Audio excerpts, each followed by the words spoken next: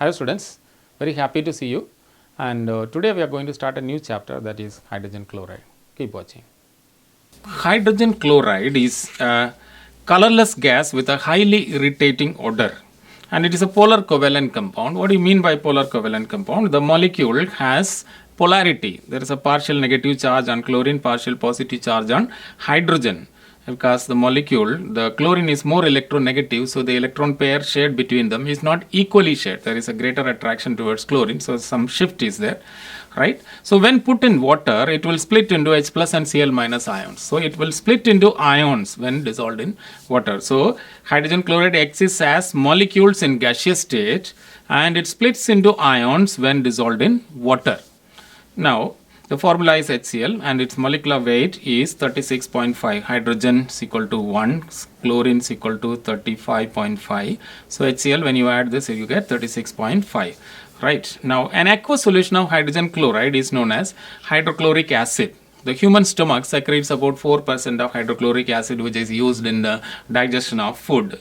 Now, hydrogen chloride can be easily obtained by direct combination of hydrogen with chlorine in the presence of diffuse sunlight. H2 plus Cl2, diffuse sunlight, you get hydrogen chloride, 2HCl is formed.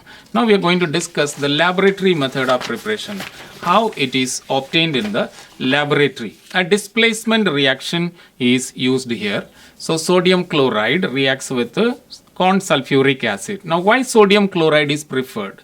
Because it is cheap and readily available substance. And you may also use KCl, potassium chloride may also be used. Similarly, why we are using concentrated sulfuric acid?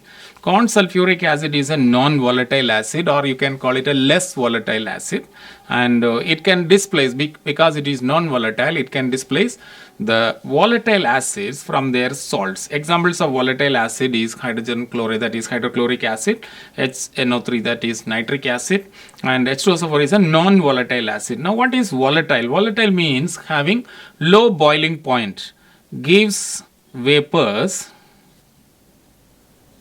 at low temperatures, that is volatile. Okay, and non-volatile means having high boiling point, around 338 degrees Celsius, is quite high, whereas the boiling point of HCl and HNO3 are around 100 degrees Celsius.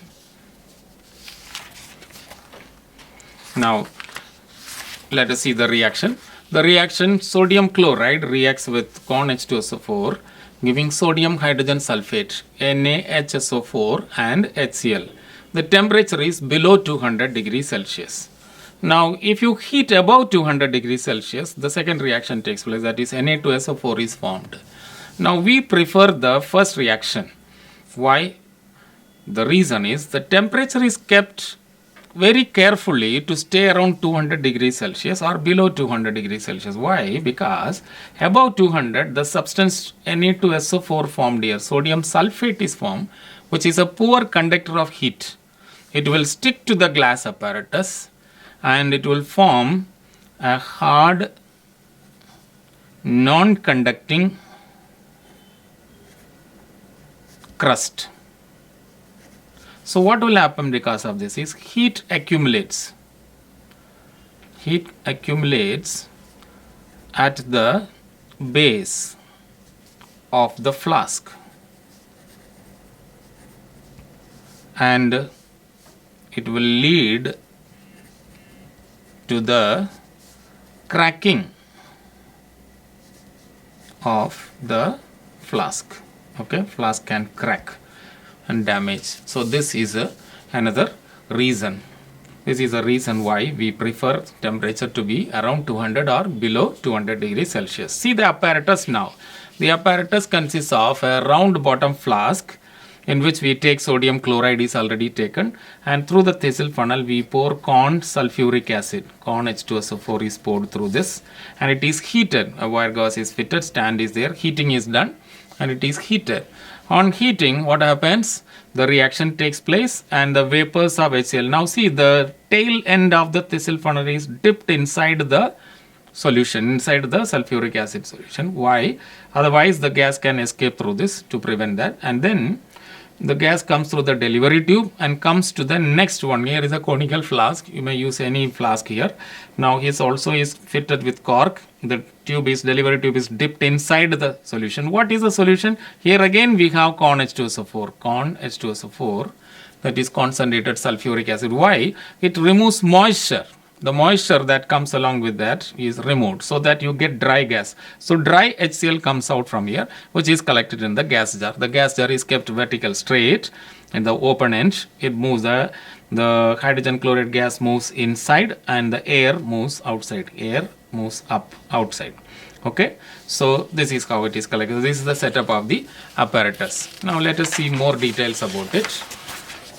The method of collecting the gas is known as upward displacement of air. Upward displacement of air.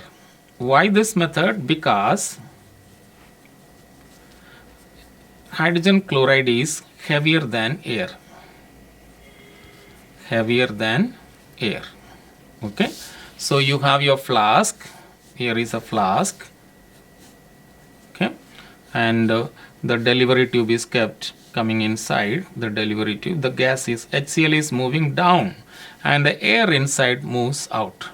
Okay, because HCl is heavy, it will push down and the air gets displaced out. That is why it is called upward displacement of air. Air is displaced upwards. Okay, then the next thing to note is, why is hydrogen chloride not collected over water? Because it is highly soluble in water. Highly soluble in water. So you cannot collect over water. It will dissolve and give you hydrochloric acid. Then you will not get hydrogen chloride gas. Then the next is the drying of the gas. Drying already I discussed. Drying using the drying agent used. Drying agent is corn sulfuric acid or concentrated sulfuric acid. Why we prefer concentrated sulfuric acid? Because it does not react. Sulfuric acid does not react with the HCl. Okay. Now there are other drying agents. What are the other drying agents? Quicklime. Okay. One is quicklime. CaO. We have phosphorus pentoxide. Phosphorus pentoxide.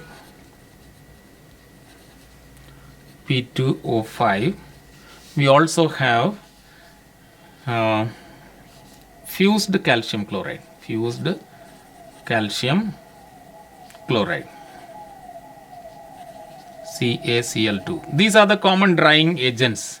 These cannot be used because they react. They react with HCl. So we cannot use them. Right? Whereas corn sulfuric acid does not react with hydrogen chloride, so we can safely use it for drying. Right? Next, testing of the gas. How do we know that the gas collected is HCl? What to do? A glass rod. A glass rod dipped in ammonia solution. Dipped in ammonia solution. What is ammonia solution? Ammonia solution is nothing but NH4OH, ammonium hydroxide. Okay, if you dip a glass rod in ammonium hydroxide and introduced to HCl gas, what you get? A dense white fumes will be formed. Dense white fumes are formed. So by this we know that the gas collected is hydrogen chloride. So students, thank you for watching, and please write your queries as comments, and you can subscribe the channel so that you will see the next video. There is a sequence. There are 4 more videos in this sequence. You can watch that. Thank you.